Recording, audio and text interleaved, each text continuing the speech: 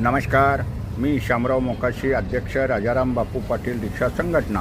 महाराष्ट्रातील सर्व वाहन मालकांनी हा व्हिडिओ पूर्ण ऐका, एकमेकाला शेअर करा. मूचवाले मोकाशी यूट्यूबचे व्हिडिओ पूर्ण ऐकत जावा, एकमेकाला शेअर करत जावा की तुम्हाला कायद्याची माहिती मिळेल.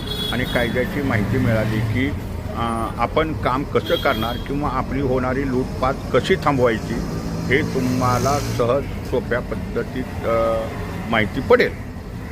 तर आता आपली वाहनं आहेत, ही वाहनं ऑनलाईननं दंड मारले जातात. वाहतूक विभागातून, कॅमेऱ्यातून असे आपल्याला दंड येत असतात, त्या दंडाचे मेसेज येत असतात. आता जर तुमच्या दंड आल्यानंतर आपणाला कायद्यानं वेळेत दंड भरणं हे गरजेचं असतं.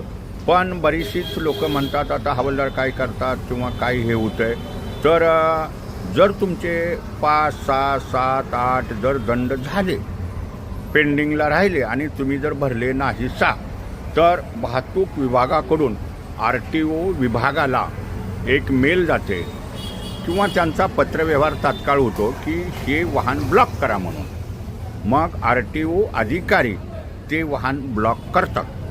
ऑनलाईनला वाहन ब्लॉक केलं की मग तुमचं त्या वाहनाचं काही काम असून द्या, तुमच्या वाहनाचं पासिंग असून द्या किंवा तुमचा कुठलाही काम असलं, तुमची तिथं कुठलीही रसीद फाटली जात नाही आणि मग ते दोषी वाहन म्हणून तुमचं असतं.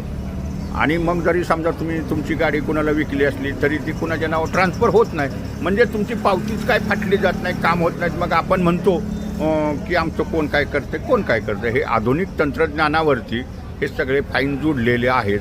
आणि मग आपली गाडी ब्लॉक झाली की आपणाला समस्या निर्माण होतात. आणि मग तो ब्लॉक काढण्यासाठी मात्र मग RTOकडे चक्रा मारावे लागतात.